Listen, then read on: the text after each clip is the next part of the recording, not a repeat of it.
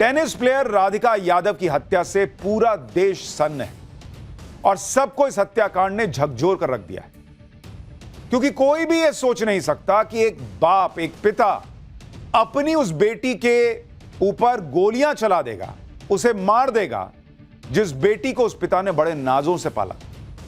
किसी को यकीन नहीं हो रहा कि एक पिता जिसने अपनी बेटी को टेनिस का शानदार प्लेयर बनाने के लिए जी जान लगा दिया, वही पिता अपनी बेटी को गोलियां मारकर, पहले कहा गया 3 गोलियां, पोस्टमार्टम में पता चला 4 गोली मारी और उसकी जान ले लेगा। यह है पिता।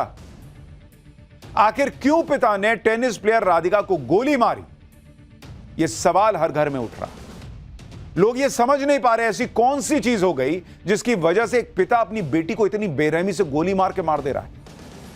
गुरुग्राम के राधिका यादव मर्डर केस में अभी तक हत्या की वजह सामने आई है, जिसके मुताबिक राधिका गुरुग्राम में एक टेनिस एकेडमी चला रही थी। राधिका की टेनिस एकेडमी से पिता दीपक यादव को दिक्कत थी। दिक्कत इसलिए थी क्योंकि दीपक को लोग ताने मार रहे थे कि वो अपनी बेटी की कमाई खा रहा है। इन तानों से दीपक परेशान थे और वो चाहते थे कि उनकी बेटी एकेडमी को बंद कर दे, लेकिन राधिका इस बात के लिए तैयार नहीं थी।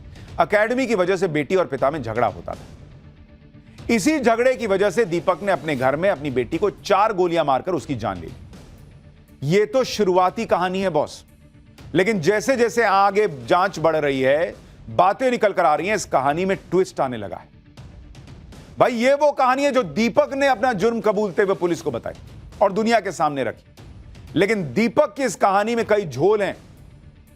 यह पूरा मर्डर केस इतना सिंपल है नहीं जितना 4 लाइन में बता दिया गया कि अरे लोग ताना मारते थे कि बेटी का पैसा खा रहा है, बेटी के पैसे पे जी रहा है और बेटी को गोली मार दी। नहीं बॉस, इस कहानी में कितने छेद हैं, कैसे आरोपी दीपक के रिश्तेदार इस थ्योरी को खुद खारिज कर रहे हैं, आज आपको सब बताऊंगा।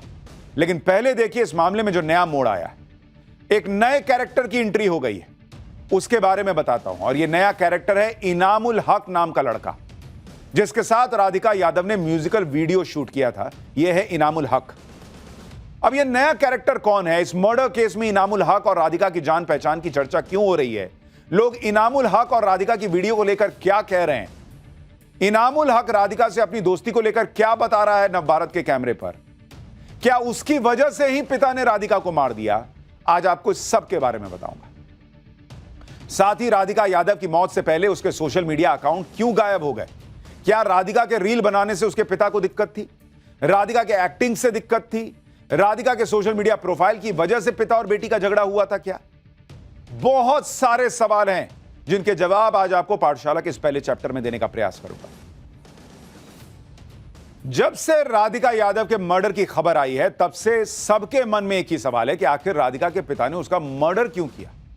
और इसको लेकर 3 थ्योरी अभी शुरुआत में चल रही है। थ्योरी नंबर 1, जिसके बारे में मैंने आपको बताया कि राधिका के पिता ने टेनिस एकेडमी और ताने की वजह से उसकी जान ले ली, लेकिन पुलिस इसे आखिरी सत्य मानकर नहीं चल रही। और इसके अलावा भी 2 और थ्योरी हैं जिस पर जांच हो रही है। जैसे एक थ्योरी राधिका के सोशल मीडिया अकाउंट को लेकर है। टेनिस खिलाड़ी राधिका सोशल मीडिया पर एक्टिव रहती थी और इंस्टाग्राम, फेसबुक पर रील बनाकर डालती थी। ऐसा दावा है कि हो सकता है यह भी पिता और बेटी के बीच विवाद की एक वजह बना हो। सोशल मीडिया वाली थ्योरी की पूरी परतें आगे खोलूंगा। इसके अलावा एक और थ्योरी यह भी है कि राधिका के पिता दीपक एक मुस्लिम लड़के इनामुल हक से उसकी दोस्ती को लेकर नाराज थे। इस युवक के साथ राधिका ने एक म्यूजिक वीडियो भी किया था। अब इस थ्योरी का क्या सच है, उसके बारे में क्या जानकारी आ रही है, वो भी आपको बताऊंगा। दरअसल सोशल मीडिया पर राधिका का एक पुराना वीडियो वायरल है, जिसमें वो इनामुल हक नाम के एक मुस्लिम लड़के के साथ दिख रही है। इस वीडियो के आखिर में जो क्रेडिट सेक्शन है, उसमें दोनों का नाम भी था।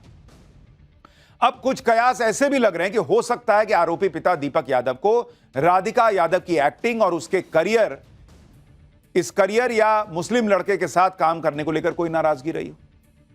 जिस इनामुल हक का नाम राधिका के केस में आ रहा है, उससे टाइम्स नाउ नवभारत ने फोन पर बात की। इनामुल हक ने राधिका के साथ आए वीडियो के बारे में हमें बताया कि यह वीडियो 1.5 साल पहले शूट हुआ था।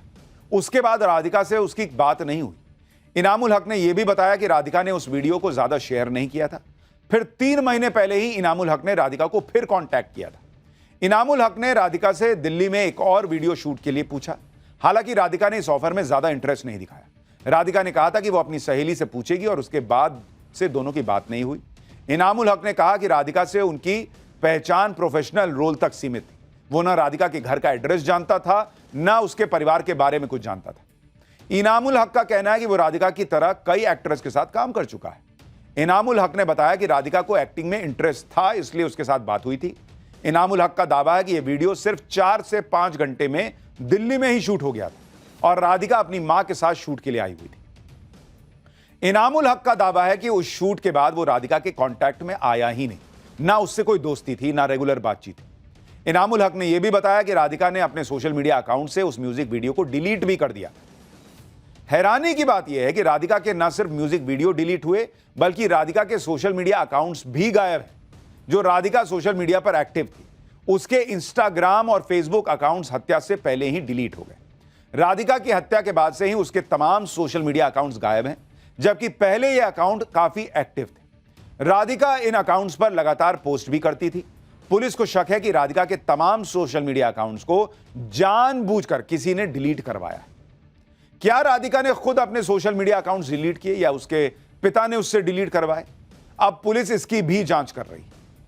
राधिका का यह भी सपना था कि वो मशहूर social media star Elvish Yadav की तरह इन्फ्लुएंसर बने, क्योंकि एल्विश यादव भी राधिका के ही वजीराबाद गांव का रहने वाला है। चोट के कारण टेनिस से दूर होने के बाद उसने अपने पिता से कहा था कि मेरे दिमाग में काफी कंटेंट है, मैंने काफी खेल लिया है, अब मैं पैसे कमाऊंगा। राधिका इंस्टाग्राम और फेसबुक पर अपने टेनिस स्किल्स और फिटनेस की रील्स बनाकर पोस्ट भी करती थी, कहा जाता है। वो अपनी मां के साथ भी रील्स बनाकर अपने सोशल मीडिया अकाउंट्स पर शेयर करती थी। कुछ लोग कह रहे हैं कि राधिका का रील्स और वीडियो बनाकर सोशल मीडिया पर डालना ही उसके पिता दीपक को बहुत खटकता था। खबर तो यह भी है कि राधिका की एक इंस्टाग्राम रील को लेकर उसके पिता नाराज भी हुए थे और उस रील को डिलीट करने के लिए भी कहा था। लेकिन कुछ लोगों को यह बात हजम नहीं हो रही कि जिस पिता ने बेटी को टेनिस खिलाड़ी बनाया, टेनिस खेलने के लिए वो हर जगह जाती थी, मतलब पिता खुले सोच के रहे होंगे, वो अचानक इंस्टाग्राम और दूसरी जगह बेटी के पोस्ट देखकर क्यों नाराज होंगे? लेकिन सच क्या है ये कोई नहीं जानता। राधिका यादव की पोस्टमार्टम रिपोर्ट में जो खुलासा हुआ है, उससे तो यही लग रहा है कि आरोपी पिता दीपक यादव ने बहुत गुस्से में राधिका का मर्डर किया। पोस्टमार्टम रिपोर्ट के मुताबिक राधिका के शरीर से 4 गोलियां निकाली गई। 3 गोलियां उसके पीठ पर लगी थी और एक उसके कंधे पर लगी थी।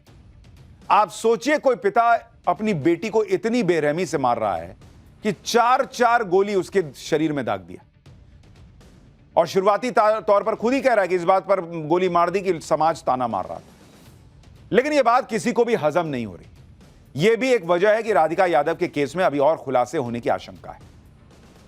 जिस दिन राधिका यादव की हत्या हुई, उस दिन उसकी मां मंजू यादव का जन्मदिन था और राधिका किचन में अपनी मां का जन्मदिन मनाने की तैयारी कर रही थी। यानी परिवार के लिए उस दिन जश्न का दिन था, खुशी का मौका था। इस खुशी के मौके पर ही एक पिता ने ऐसा कदम क्यों उठाया कि पूरा परिवार उजड़ गया? इस मर्डर केस में हैरानी की बात यह भी है कि राधिका की मां मंजू यादव ने पहले पुलिस के सामने बयान दर्ज कराने से इनकार कर दिया, लेकिन बाद में पुलिस को जो मौखिक बयान दिया उसमें कई हैरान कर देने वाले दावे किए। राधिका की मां मंजू यादव ने पुलिस को बताया कि वो कमरे में लेटी हुई थी, उन्हें पता ही नहीं कि कैसे क्या हुआ। मंजू यादव ने कहा कि वो नहीं जानती कि उनके पति ने बेटी की हत्या क्यों कर दी। मंजू यादव ने कहा कि आरोपी दीपक को हमेशा से अपनी पत्नी और बेटी दोनों पर शक रहता था। एक बार तो दीपक ने अपनी पत्नी से सिर्फ इसलिए झगड़ा कर लिया था क्योंकि वो अपने ही देवर से बात कर रही थी। मंजू यादव ने बयान दिया कि राधिका का चरित्र अच्छा था और उसने कभी परिवार की बदनामी नहीं की। लेकिन यहां पुलिस को मंजू यादव की भूमिका पर भी शक है, क्योंकि गोली चलने की आवाज सुनकर राधिका के चाचा भागे भागे आ गए, लेकिन राधिका की मां मंजू यादव कह रही कि उन्हें पता ही नहीं चला कि क्या हुआ। यह कैसे संभव है?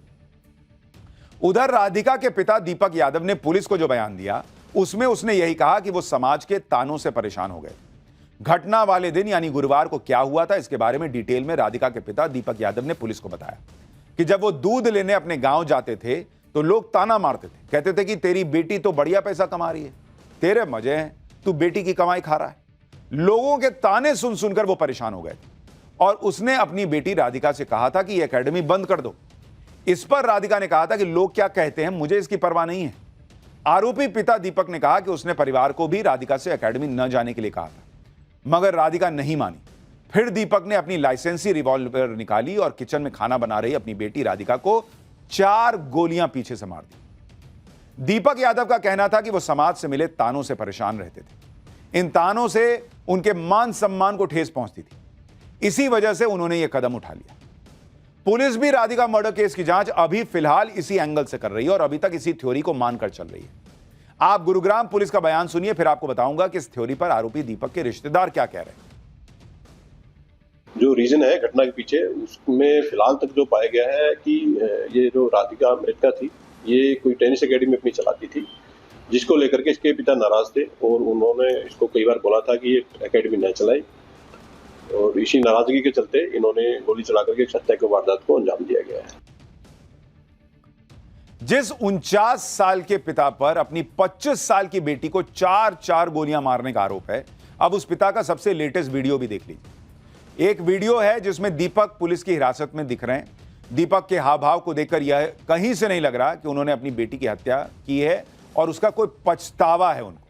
दीपक के इस हाव भाव से यह शक और गहराता जा रहा है कि जरूर कोई ऐसी बात हुई जिसकी वजह से दीपक ने अपनी बेटी की जान ले ली और उन्हें इस बात का कोई पछतावा नहीं। आप चेहरा देखिए, इस आदमी ने अपनी बेटी को 4 गोली मारी है और उस बेटी को मारी है जिसको बहुत प्यार करते थे और वो मर गई है। यह चेहरा देख के लग रहा है। यह वजह सिर्फ समाज के ताने या बेटी की कमाई तक सीमित नहीं हो सकती, लोग कह रहे हैं इस चेहरे को देखकर। हैरानी की बात यह भी कि राधिका की जिस टेनिस एकेडमी को पिता और बेटी के बीच झगड़े की वजह बताया जा रहा है, राधिका वहां पिछले 25 दिनों से जा ही नहीं रही थी और राधिका ने वहां 1 महीने ही काम किया था। वहां बहुत कम बच्चे टेनिस सीखने आते थे, यानी एकेडमी बहुत ज्यादा चलती भी नहीं थी। तो सवाल उठ रहा है कि जब राधिका वहां ज्यादा जा ही नहीं रही थी और अभी तो कई दिन से जा ही नहीं रही थी, ज्यादा बच्चे आ नहीं रहे थे, तो फिर राधिका के पिता आरोपी दीपक टेनिस एकेडमी को लेकर बेटी से इतना नाराज क्यों होंगे कि गोली मार देंगे? और जब ज्यादा बच्चे नहीं आ रहे थे तो इतनी कमाई भी नहीं हो रही होगी कि लोग ताना मारे कि तू तो बेटी के पैसे पे पल रहा है। जब टेनिस एकेडमी बहुत ज्यादा चल ही नहीं रही तो राधिका की कमाई खाने जैसे तानों की बात कहां से आई, ये सवाल खड़ा हो रहा है। गुरुग्राम में जहां राधिका 35,000 रुपए किराए पर टेनिस एकेडमी चला रही थी, वहां से हमारी एक रिपोर्ट देखिए। इसी यही टेनिस यहाँ पर ही बच्चों को वो टेनिस सिखाती थी। सुबह 7 बजे के आसपास यहाँ पर वो आती थी और करीब 1 से 1.5 घंटे तक यहाँ पर बच्चों को टेनिस सिखाने के बाद वो चली जाती थी। उसके बाद शाम को एक बार फिर राधिका जो है वो आती थी और यहाँ पर बच्चों को टेनिस सिखाती थी। राधिका के साथ एक और कोच की बात जो है वो ग्राउंड स्टाफ कह रहे हैं, जिनका नाम सावंत है। एकेडमी तो बहुत दिन से थी, लेकिन राधिका मैम ने लगभग 1 महीने काम किया यहाँ पे। 1-2 बच्चे आते थे, फिर वो छोड़ के चले गए थे एकेडमी। अच्छा, तो कब से राधिका जी यहाँ पे नहीं आ रही थी? लगभग 20-25 दिन तो हो ही गए थे उनको नहीं आ रही थी, छोड़ के ही चली गई थी। सैलरी भी नहीं दिया था। उनसे बात किए तो उन्होंने कहा कि हम लोग तो बाहर जा रहे हैं। सावंत सर से बात हुआ तो बोले बाहर जा रहे हैं हम कहीं। राधिका के टेनिस एकेडमी में बच्चों को टेनिस की ट्रेनिंग देने का एक वीडियो भी सामने आया है। इस वीडियो में राधिका छोटी बच्ची को टेनिस की ट्रेनिंग दे रही है। ये जो आपको बॉल फेंकती हुई लड़की दिख रही है, यही राधिका है। राधिका ने एक मैच के दौरान कंधे में चोट लगने के बाद कुछ महीने पहले ही ये टेनिस एकेडमी खोली थी। 25 साल की राधिका यादव भारतीय टेनिस की उभरती हुई खिलाड़ी थी। राधिका ने इंडियन टेनिस फेडरेशन यानी ITF महिला डबल्स में अपने करियर की सबसे अच्छी रैंकिंग 113 रैंक हासिल की। हरियाणा की महिला डबल्स रैंकिंग में वो 5वें स्थान पर थी। राधिका ने स्टेट लेवल पर कई मेडल जीतकर अपने पिता और परिवार का नाम भी रोशन किया था। पुलिस कह रही है कि राधिका की हत्या उसके पिता ने सिर्फ इसलिए कर दी क्योंकि वो टेनिस एकेडमी बंद नहीं कर रही थी। लेकिन यह दलील किसी के गले नहीं उतर रही, क्योंकि इस थ्योरी में कई झोल है। सवाल यह है कि जिस पिता ने खुद टेनिस एकेडमी में अपनी बेटी का एडमिशन करवाया, अपनी बेटी की टेनिस ट्रेनिंग पर करोड़ों रुपए खर्च किए और खुद अपनी बेटी राधिका को टेनिस एकेडमी खोलने के लिए रुपए दिए, वो भला टेनिस एकेडमी की वजह से अपनी बेटी की हत्या क्यों करेगा भाई? वो भी वो टेनिस एकेडमी जो ज्यादा चल भी नहीं रही थी। इसलिए ऐसा लग रहा है कि आरोपी दीपक अपनी बेटी के मर्डर में पुलिस से कुछ छिपा रहे हैं या फिर पुलिस को गुमराह कर रहे हैं। आरोपी दीपक के रिश्तेदारों को भी यही बात हजम नहीं हो रही। वो कह रहे हैं कि लोगों के ताने की फिक्र होती तो दीपक कभी अपनी बेटी को टेनिस ही नहीं खेलने भेजता। सुनिए लोग क्या कह रहे हैं। ये कहने की बात है, ये नहीं है, ऐसा नहीं है। कोई पिता नहीं चाहता मेरी बेटी क्यों कमा रही है। सबर बच्चों कामयाब करते हैं और दीपक ने ज्यादा मेहनत की अपने बेटे के पीछे, पूरा पैसा लगाया, पूरा टाइम दिया। बाहर तो उसके साथ जाते थे, 15-15, 20-20 दिन बाहर रहते थे उसके साथ। अच्छा, मधुर, बढ़िया, अच्छा रिश्ता था। बाप बेटी का जो एक अच्छा रिश्ता होता वो था जी। वो टेनिस की इतनी बड़ी खिलाड़ी थी, क्या सपोर्ट रहा था दीपक जी की तरफ से इनके करियर के लिए? दीपक ने तो बचपन से उनको, जब उनको पता चला बिटिया का ये शौक है, तो उस शौक को हुनर में बदला। वो साथ जाता था, ट्रेनिंग, उसकी ट्रेनिंग कराई, कोचिंग कराई। नहीं, गुस्से वाले भी नहीं थे, खुश दिल था। तो आपने कैसे रिएक्ट किया जब आपको ये बात बताई गई? गलत तो लगा, बहुत बुरा लगा और गलत लगा। बाप बेटी का अच्छा व्यवहार था, आपस में रिलेशन अच्छा था, तो उसके बारे में भी ऐसा कुछ नहीं। जहां तक बेटी की कमाई खाने के तानों की बात है, तो दीपक को लेकर यह दावा है कि दीपक यादव के पास पैसे की कोई दिक्कत नहीं थी। परिवार गुरुग्राम के पौष इलाके सुशांत लोक में रहता था। दावा है कि दीपक यादव को हर महीने लाखों रुपए की कमाई किराए से हो जाती थी। उसका कंस्ट्रक्शन का काम भी था। दावा तो यह भी है कि दीपक ने अपनी बेटी को 2 लाख रुपए का टेनिस रैकेट भी लेकर दिया था। यानी बेटी की कमाई का इस्तेमाल करने वाली थ्योरी में कहीं से कोई दम नहीं दिख रहा। भाई, जो खुद पैसा कमा रहा है वो बेटी की कमाई पे पल रहा है, ये कैसे बात होगी? क्या इस मामले में सच कुछ और है जो बताया नहीं गया अभी तक? आरोपी दीपक के करीबी भी कह रहे हैं कि दीपक तो अपनी बेटी को दुनिया में सबसे ज्यादा प्यार करता था। परसों में दीपक से मिलके गया था, ऐसी कोई बात नहीं थी, सब सामान्य था बिल्कुल। परसों में मिलके गया, कुछ कंस्ट्रक्शन कराना था, उसने बिल्डर मेरे साथ था, ऐसा कोई बात नहीं थी। दीपक खुद क्या करते थे? दीपक कंस्ट्रक्शन का ही काम करते थे। अच्छा। इंटीरियर डिजाइनर का काम करते थे। और सबसे ज्यादा परेशानी होती है आदमी का पैसों की, इस चीज की कोई कमी नहीं थी उनके पास। सबसे बड़ी बात यह है। तो लोग, जैसे कि उन्होंने एफआईआर में भी है कि लोग उनको ये ताने मारते थे कि अपनी बेटी का कमाई खाते हो। ये सब बकवास है। यही समझ में आ रहा है कि बेटी के खेलने से नाराज थे, दो आस पड़ोस के तानों से नाराज होकर बेटी को गोली मार दी। नहीं, ऐसा कुछ नहीं है, कहने की बातें हैं, बात कुछ और, उसका हमें भी नहीं पता अभी। वो दीपक जाने, बेटी जाने। पूरा जरूरत से ज्यादा प्यार करते थे, समझ गए। वो अपनी बेटी को दुनिया में सबसे ज्यादा जो प्रिय चीज थी उसकी वो थी। यानी पैसे की कोई कमी नहीं थी और दीपक जो है वो अपने बेटी राधिका को बहुत प्यार करते थे। इसका मतलब अगर पैसा वजह नहीं है, ताने वजह नहीं है, वो तो खैर पुलिस बताएगी जांच के बाद, लेकिन जो अभी शुरुआती तौर पर लोग कह रहे हैं, तो फिर कुछ तो ऐसी बड़ी वजह है कि कोई पिता अपनी बेटी को, जिसको बहुत प्यार करता है, उसको 4-4 गोली मार के मार दे रहा है। राधिका यादव की हत्या के मामले में गुरुग्राम पुलिस को आरोपी दीपक की 1 दिन की रिमांड मिली है। पुलिस ने बताया कि हत्या में शामिल पिस्टल के कारतूस बरामद करने हैं ताकि यह वेरीफाई किया जा सके कि आरोपी ने कितने कारतूस खरीदे थे। कारतूस बरामद करने के लिए आरोपी दीपक को रेवाड़ी ले जाया जाएगा। पुलिस के मुताबिक दीपक पुलिस पूछताछ में सहयोग नहीं कर रहा है, बार-बार बयान बदल रहा है। पुलिस ने कहा है कि वो राधिका के सोशल मीडिया अकाउंट्स को भी रिकवर करेगी। पुलिस के मुताबिक वो इस हत्याकांड की हर पहलू से जांच करेगी और आरोपी दीपक के बयान को वेरीफाई भी करेगी। हत्या के पीछे की असली वजह तक पहुंचने का प्रयास करेगी। लेकिन इस घटना ने देश में हर किसी को हिलाकर रख दिया।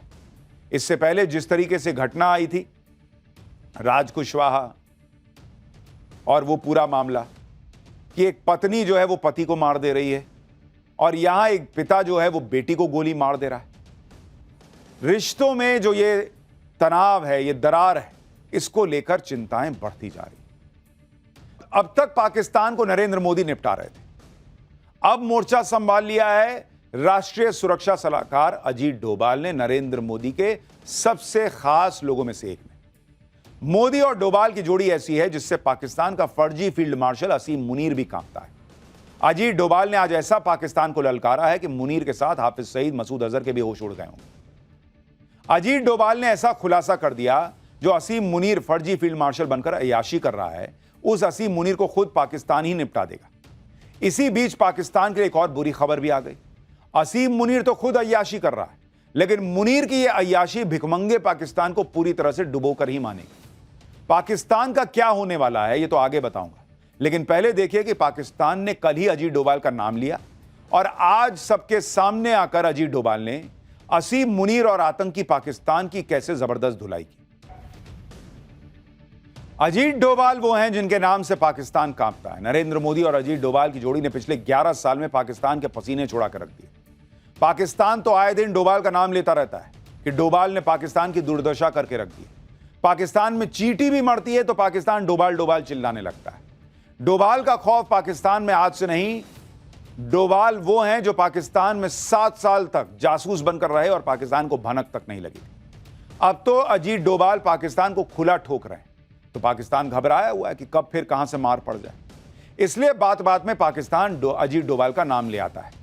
कल भी पाकिस्तान में अजीत डोभाल का नाम गूंजा था। आप सोचिए अजीत डोभाल के नाम भर से पाकिस्तान की कैसे हालत खराब होती है कि वहां बैठ के इस तरह का प्रोपेगेंडा फैलाया जा रहा है कि अजीत डोभाल की वजह से पाकिस्तान की हालत खराब है, वहां आतंकी हमले हो रहे हैं। कौन विश्वास करेगा? दरअसल पाकिस्तान की आर्मी इसलिए बौखलाई हुई है क्योंकि BLA यानी बलूचिस्तान लिबरेशन आर्मी ने पाकिस्तानी सरकार और मुनीर सेना की नाक में दम कर रखा है। BLA लगातार पाकिस्तान में अटैक कर रही है। BLA के लड़ाके पाकिस्तान में सेना के लिए काल बन चुके हैं। पाकिस्तानी सेना BLA से निपटने में नाकाम साबित हो रही है। अब पाकिस्तान की आर्मी के लिए मुसीबत इसलिए बढ़ गई क्योंकि मंगलवार से BLA ने बड़े हमले शुरू कर दिए। BLA ने पाकिस्तान में इस ऑपरेशन को ऑपरेशन बाम नाम दिया है। इस ऑपरेशन के तहत अभी तक बलूचिस्तान में 17 सरकारी और सैन्य ठिकानों को निशाना बनाया जा चुका है। बताया जा रहा है कि ऑपरेशन बाम में अभी तक पाकिस्तान की सेना और फ्रंटियर कोर को भारी नुकसान हुआ है। पाकिस्तान की सेना BLA से हर मोर्चे में फेल साबित हो रही है। ऐसे में अपनी नाकामी छिपाने के लिए पाकिस्तान BLA के हमलों का ठीकरा भारत पर फोड़ रहा है और अजीत डोभाल का नाम ले रहा है। लेकिन दुनिया जानती है कि आतंकवाद को कौन पाल रहा है। मुनीर की आर्मी खुलेआम आतंकियों के जनाजे में दिखाई दी थी। मसूद अजहर और हाफिज सईद को पाकिस्तान पालता, ये सब जानते हैं। वहां आतंकी खुलेआम घूमते हैं, रैलियां करते हैं। पाकिस्तान की पुरानी आदत है कि पाकिस्तान में जब भी कुछ हो जाए तो भारत पर आरोप लगा। लेकिन इस बार पाकिस्तान की आर्मी ने अजीत डोभाल का नाम लेकर गलती कर दी। कल पाकिस्तान ने अजीत डोभाल का नाम लिया और आज अजीत डोभाल ने मुनीर, हाफिज सईद और पाकिस्तानी सेना सबको धो डाला। Thereafter, a lot of things are said that this thing, foreign press and all these things, they said Pakistan did that and this. You tell me one photograph, one imagery. These days, these imageries are from the satellites all over the world. They are this thing. Which shows any Indian damage being done, even a glass pane having been torn. I don't know, only our forces will be knowing what's happening in this thing, but I am just telling, they brought out photographs, they wrote this thing, the New York Times put it this thing, put out very this thing. Only imagery, they said 13 air bases of Pakistan now and now, before 10th May and after 10th May. यानी अजीत डोभाल खुलकर बता रहे हैं कि भैया पाकिस्तान को ऐसा ठोका कि पाकिस्तान को नानी याद आ गई। लेकिन भारत को कहां ठोका, इसका कोई सबूत तो दिखाओ, एक फोटो तो दिखाओ कि भारत का एयरबेस फोड़ दिया, ब्रह्मोस गिरा दिया, ये कर दिया, वो कर दिया, सबूत तो दिखाओ। पाकिस्तान ने ऑपरेशन सिंदूर में खूब झूठ फैलाया था। विदेशी मीडिया ने भी भारत के खिलाफ माहौल बनाया था और इसी के सहारे असीम मुनीर फर्जी फील्ड मार्शल बन गया। लेकिन अजीत डोभाल ने आज सबको एक्सपोज कर दिया कि एक शीशा भी भारत का नहीं टूटा। उल्टे पाकिस्तान को ऑपरेशन सिंदूर में भारत ने ऐसा धोया कि कोई भूल नहीं पाएगा। पाकिस्तान के बहुत अंदर तक जाकर भारत पाकिस्तान को मारकर आया। ऑपरेशन सिंदूर के बारे में पहली बार अजीत डोभाल खुद कुछ बोल रहे थे लोगों के सामने। सुनिए उन्होंने क्या बताया जो बहुत लोगों के एजेंडे को ध्वस्त कर देगा। We are really proud of it, not for necessarily what people perceive, that how much of an indigenous content was there. We are proud of it, that some of the best systems that worked, whether it was our BrahMos systems, whether it was our integrated air control and command systems, whether it was our radars, we decided to have 9 terrorist targets in the crisscross of Pakistan. It was not on the border area something, which we thought were there this way. We missed none. Ajit Doval जो इस पूरी planning के पीछे थे operation सिंदूर की, वो खुद खड़े होकर बता रहे हैं कि जो भारत ने चाहा, जैसे भारत ने चाहा वैसे पाकिस्तान के साथ ठोका उसको और किया। अजीत डोभाल ने जो जो बातें बताई, अगर उसकी सच्चाई पाकिस्तान की पब्लिक तक पहुंच जाए तो फिर वो फर्जी फील्ड मार्शल बने घूम रहे असीम मुनीर को दौड़ा देगी। क्योंकि असीम मुनीर इसी झूठ के सहारे जिंदा है। पाकिस्तान में चौड़ा घूम रहा है कि भाई हमने तो भारत में ये कर दिया, वो कर दिया। इसी झूठ के सहारे असीम मुनीर पाकिस्तान में ताकतवर हो गया। ताकतवर बनकर असीम मुनीर जमकर अय्याशी कर रहा है। हमने आपको बताया ही था कि असीम मुनीर आजकल ऐसे तेवर में है कि पाकिस्तान का राष्ट्रपति उसके सामने फेल है। लेकिन आप ये देखिए कि इधर मुनीर की अय्याशी चल रही है, उधर पाकिस्तान की जनता कंगाली से जूझ रही है, कंगाल से और कंगाल होती जा रही है। कंगाल पाकिस्तान में हाहाकार मच गया है। पहले ऑपरेशन सिंदूर में पाकिस्तान ने मुंह की खाई, अब भूखों मरने की नौबत आ गई। वर्ल्ड बैंक ने जो नई रिपोर्ट जारी की है उसके मुताबिक पाकिस्तान के लोग और ज्यादा गरीब हो गए। इस रिपोर्ट के मुताबिक पाकिस्तान में 44.7% लोग अब भी गरीब हैं। यानी पाकिस्तान की 25 करोड़ आबादी में से 12 करोड़ लोग अभी भी गरीब हैं। हर दिन 250 रुपए से कम की आय वाले लोगों की संख्या 4.9 से बढ़कर 16.5% हो गई। यानी पाकिस्तान में आप सोचिए भिखारियों की संख्या क्या है भाई, 16.5% लोग वहां ऐसे हैं जो दिन का 250 रुपया नहीं कमा पाते। पाकिस्तान में गरीब लोगों की आबादी लगातार बढ़ती जा रही है। मल्टी डायमेंशनल पॉवर्टी इंडेक्स बताती है कि पाकिस्तान में 30% से ज्यादा लोग स्वास्थ्य, शिक्षा और जीवन स्तर में भारी कमी का सामना कर रहे हैं। इस दिशा में पाकिस्तान से अच्छे तो पड़ोसी बांग्लादेश और नेपाल के आंकड़े हैं। वर्ल्ड बैंक ने अपनी रिपोर्ट में बताया कि अगर बड़े सुधार नहीं हुए तो पाकिस्तान दक्षिण एशिया में गरीबी का सबसे बड़ा सेंटर बन जाएगा। तो ये तो हाल है बॉस कि खाने को दाने नहीं, और ये पाकिस्तान जो है वो भारत को धमकाने निकलता है, ये हम ये कर देंगे, हम वो कर देंगे।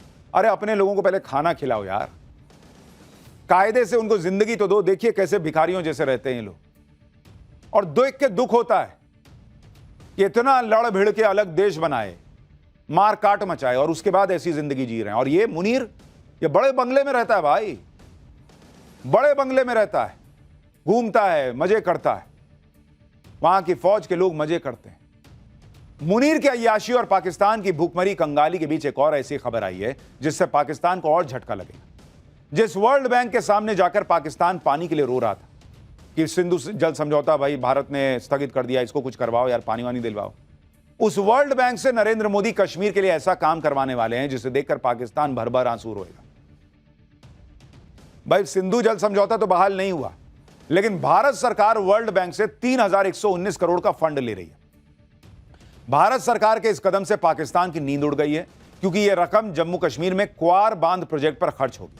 चिनाब नदी पर बन रहा यह प्रोजेक्ट रणनीतिक रूप से महत्वपूर्ण है। इस प्रोजेक्ट के पूरा हो जाने से 540 मेगावाट बिजली का उत्पादन होगा। पीएम मोदी ने अप्रैल 2022 में इस परियोजना की आधारशिला रखी थी। इस परियोजना को पूरा करने की डेडलाइन 2027 है, जिसके बाद घाटी में बिजली उपलब्धता और बढ़ेगी, औद्योगिक विकास हो पाएगा।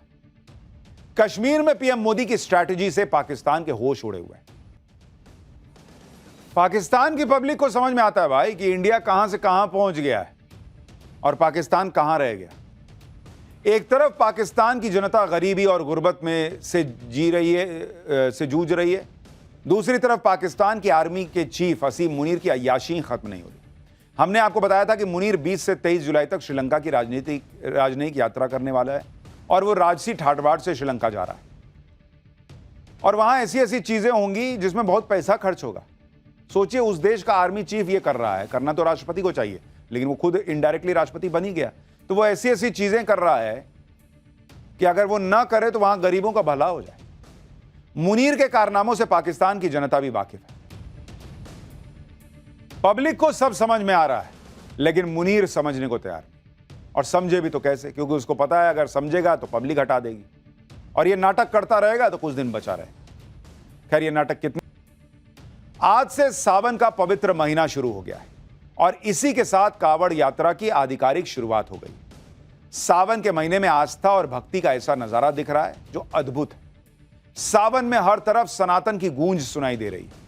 कोई महादेव को अपने कंधे पर बैठाकर पैदल चल रहा है, कहीं ऑपरेशन सिंदूर वाली कांवड़ दिख रही है। सावन में महादेव की भक्ति के साथ साथ महादेव के चमत्कार की भी चर्चा होती है। देश में एक शिव शक्ति रेखा है जो केदारनाथ से रामेश्वरम तक जाती है, और इस सीधी रेखा पर भगवान शंकर के 7 मंदिर स्थित है। 7 मंदिर, हजारों किलोमीटर की दूरी, 7 मंदिर एक लाइन में। शिव शक्ति रेखा का रहस्य क्या है आज आपको बताऊंगा। सावन के महीने में बागेश्वर बाबा भी जबरदस्त रंग में। बागेश्वर बाबा सिंगर बन गए, और भगवान कृष्ण का एक भजन बागेश्वर बाबा ने अपनी आवाज में गाया है जिसने धूम मचा दी। आपको बागेश्वर बाबा का कृष्ण भजन भी सुनाऊंगा। कुल मिलाकर सावन के महीने में चारों तरफ आस्था, भक्ति और सनातन का संगम दिख रहा है। शिव मंदिरों में लोग भोलेनाथ का अभिषेक करने के लिए उमड़ रहे हैं। आज आपको सनातन की शक्ति भी दिखाऊंगा। सावन का महीना भगवान शंकर को प्रसन्न करने के लिए सबसे उचित समय माना जाता है। देश के कोने कोने में भक्त भगवान शंकर का अभिषेक कर रहे हैं, भोलेनाथ की सेवा कर रहे हैं। महादेव की भक्ति का रंग कांवड़ यात्रा के कदम कदम पर बिखरा दिख रहा है। हरिद्वार से लेकर प्रयागराज और उज्जैन से लेकर देवघर तक हर हर महादेव की जयकार गूंज रही है। आप ये तस्वीरें देखिए, किस तरह से लोग महादेव की भक्ति में सराबोर दिख रहे हैं। हजारों करोड़ों लोग इस सावन के महीने में शिव भक्त जो हैं वो शिव का अभिषेक करने के लिए, भगवान शिव का अभिषेक करने के लिए जल लेकर जाते हैं। उत्तर प्रदेश के मुख्यमंत्री योगी आदित्यनाथ ने भी सावन के पहले ही दिन भगवान भोलेनाथ का अभिषेक किया। सीएम योगी ने गोरखपुर में पूरे विधि विधान के साथ भगवान शंकर का रुद्राभिषेक किया। सीएम योगी ने जल, दूध और ऋतुफल के रस से भगवान शिव का जलाभिषेक किया। सीएम योगी ने महादेव से उत्तर प्रदेश के लोगों के सुख, समृद्धि और कल्याण की प्रार्थना की। इस बार कांवड़ को कुंभ जैसा भव्य बनाया जा रहा है और इसके लिए सरकार ने कांवड़ियों के लिए कई तरह की सुविधाओं का इंतजाम किया है।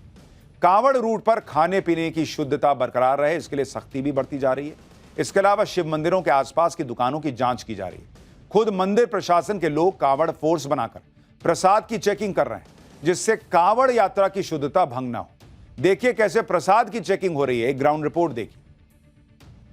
कांवड़ फोर्स बुद्धेश्वर महादेव मंदिर में बनाई गई है, जो सावन के महीने में अलग अलग दुकानों में जाकर इस बात की ताकीद कर रही है कि वहां पर शुद्धता का ख्याल रखा जा रहा है कि नहीं। महाराज क्या कर रहे हैं आप लोग यहाँ पे? हम लोग निरीक्षण कर रहे हैं। हाँ, तो क्या ताकीद, क्या हिदायत इन लोगों को? मतलब यह है कि मिष्ठान में किसी भी जो है प्रकार का मिलावटी तेल नहीं चलेगा। हाँ, और खासकर चमड़े का तेल। हाँ जी, कांवड़ फोर्स हमारा है और कांवड़िया वाले आएंगे यहाँ और अपना शुद्ध प्रसाद चढ़ाते हैं। इसलिए दुकानदारों से सबसे कहा जा रहा है कि कोई गंदगी नहीं और साफ सुथरा, कोई मिलावट नहीं होना चाहिए। कांवड़िया यहीं से प्रसाद लेते हैं, श्रद्धालु यहीं से प्रसाद लेते हैं। तो मंदिर के आसपास की जितनी दुकानें हैं वहां पर जाकर इस तरीके से अपना निजी सैंपल लेकर खाद्य विभाग को सौंपे जाने की भी तैयारी यहाँ पर देखी जा रही है। अब आप ये भी देख लीजिए कि प्रसाद की भी चेकिंग हो रही है कि भाई कांवड़ जो इतनी मेहनत से आ रहा है उसकी भक्ति जो है वो भंग ना हो जाए, उसकी भक्ति में कोई खलल ना पड़ जाए। अब यही कहीं चले जाते, किसी मुसलमान का ढाबा होता तो हंगामा कर देते कि अरे बाप रे बाप, देखिए मुसलमान पे अत्याचार हो गया। अरे भाई, वो प्रसाद की दुकान है, हिंदू की दुकान है, वहां भी चेकिंग हो रही कि भाई सब ठीक से चले। कांवड़ यात्रा में भगवान शंकर की भक्ति के ऐसे ऐसे रंग भी दिख रहे हैं जिसे देखकर आप हैरान हो जाएंगे। ये तस्वीर देखिए, 3 कांवड़िए अपने कंधे पर महादेव की विशाल प्रतिमा को लेकर यात्रा कर रहे हैं।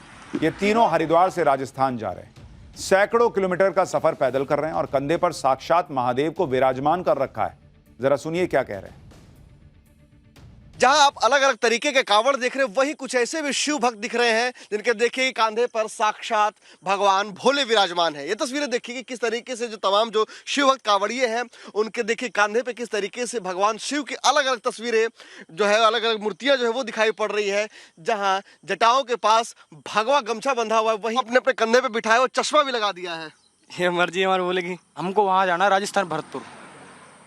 तो आप ये हरिद्वार से भी आ रहे हैं? हाँ, हरिद्वार से ला रहे हैं। और इसी तरीके से कांधे पे महादेव को बिठा के ला रहे हैं? हाँ, कांधे पर ही। कांवड़ यात्रा में भक्ति के साथ साथ देशभक्ति का भी रंग दिखाई दे रहा है। हरिद्वार जा रहे कई कांवड़ियों के पास ऑपरेशन सिंदूर की थीम पर बनी कांवड़ है। ऑपरेशन सिंदूर वाली कांवड़ के जरिए पहलगाम आतंकी हमले में मारे गए लोगों को श्रद्धांजलि दी गई। ऑपरेशन सिंदूर कांवड़ को तिरंगे और ब्रह्मोस मिसाइल से भी सजाया गया है। भक्तों का कहना है कि यह कांवड़ न सिर्फ भोलेनाथ को समर्पित है बल्कि उन शहीदों को भी श्रद्धांजलि है जिन्होंने देश की रक्षा में बलिदान दिया।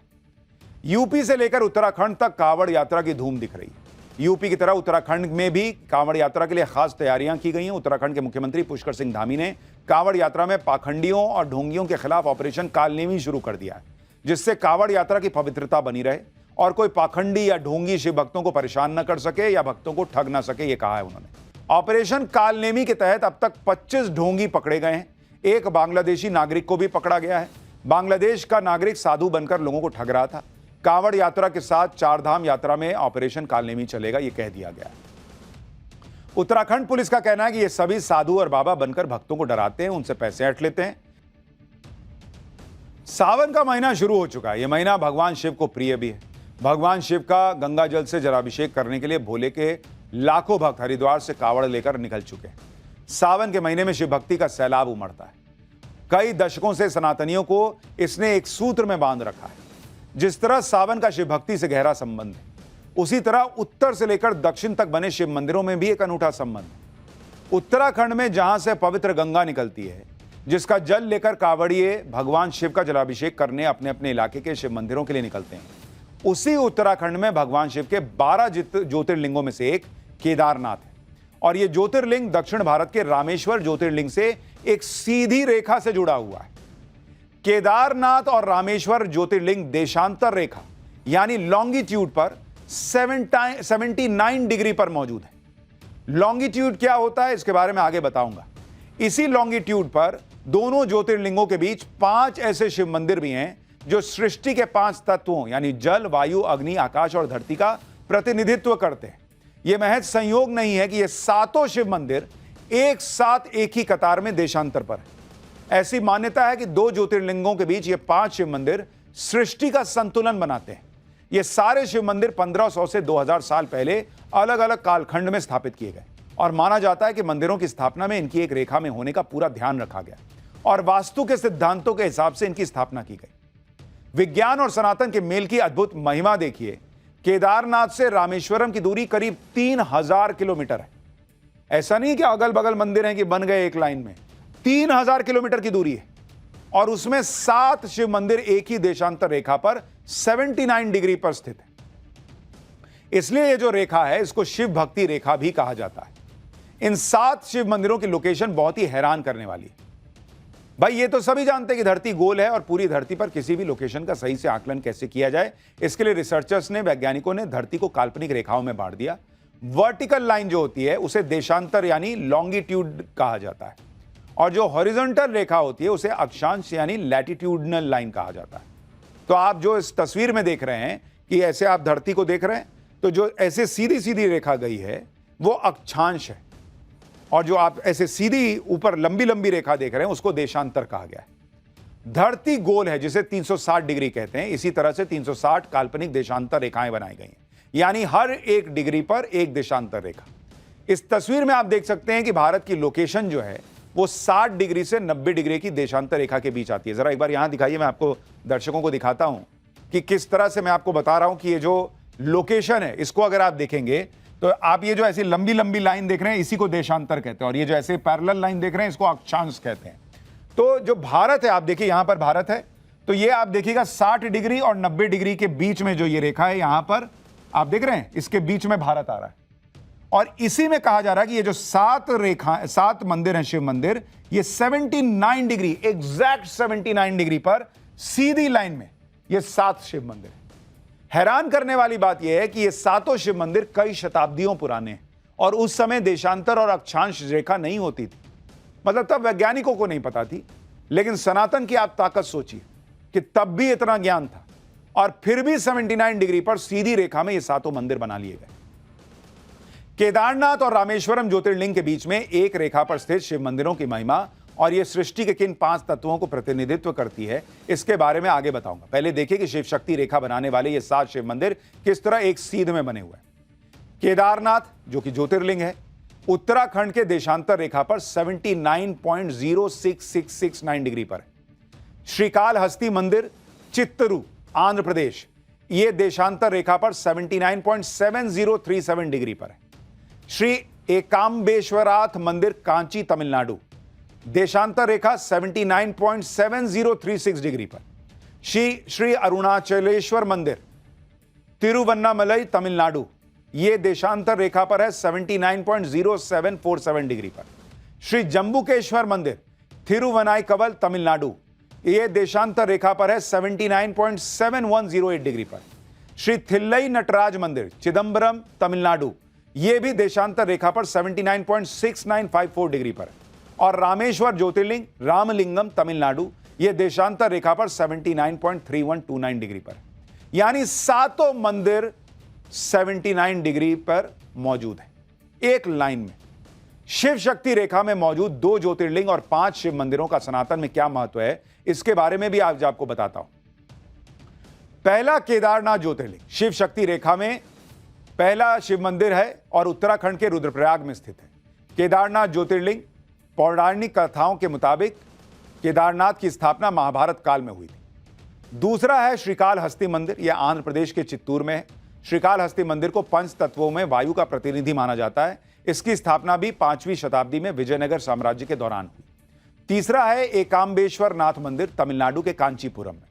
इसको लेकर मान्यता है कि भगवान शिव के क्रोध को शांत करने के लिए यहां देवी पार्वती ने शिवलिंग की स्थापना की और तपस्या की। इस शिवलिंग का पंच तत्वों में धरती का प्रतिनिधि माना जाता है। इस मंदिर की स्थापना 7वीं शताब्दी में हुई और मौजूदा मंदिर को 9वीं शताब्दी में चोल राजाओं ने बनाया। चौथा है अरुणाचलेश्वर मंदिर, तमिलनाडु के तिरुवन्नमलाई में है। यहां स्थित शिवलिंग को अग्नि तत्व का प्रतीक माना जाता है। इस मंदिर की स्थापना 7वीं शताब्दी में हुई और 9वीं शताब्दी में चोल राजाओं ने इसका विस्तार किया। पांचवा है जम्बुकेश्वर मंदिर, तमिलनाडु के थिरुवनाईकवल में। यह जल तत्व का प्रतीक माना जाता है क्योंकि इस मंदिर के गर्भगृह में जलधारा बहती रहती है। यह मंदिर करीब 1800 साल पुराना है। छठा है थिल्लई नटराज मंदिर, तमिलनाडु के चिदम्बरम शहर में है। मौजूदा मंदिर को 10वीं शताब्दी में चोल राजाओं ने बनवाया था। और सातवां है रामेश्वरम ज्योतिर्लिंग। पौराणिक मान्यताओं के मुताबिक रामेश्वरम ज्योतिर्लिंग की स्थापना त्रेता युग में भगवान राम ने समुद्र पार करने से पहले की थी। इधर शिव भक्त कांवड़ यात्रा में उमड़े, उधर बालाजी के भक्त बागेश्वर बाबा की भक्ति का लेटेस्ट अवतार भी सामने आ गया। बागेश्वर धाम में इस समय अलग ही माहौल दिख रहा है। बागेश्वर बाबा की भक्ति का अलग ही रंग दिख रहा है। बागेश्वर बाबा का यह रूप आपने पहले नहीं देखा होगा। बागेश्वर बाबा जिस भी फील्ड में उतरते हैं तो कोई कमी नहीं छोड़ते। सनातन की पताका फहराने का संकल्प लिया तो कमाल किया। कभी बैट पकड़कर मैदान में उतरे तो वहां भी गेंद को बाउंड्री के पार भेजा। और अब बागेश्वर बाबा सिंगिंग के फील्ड में उतर आए।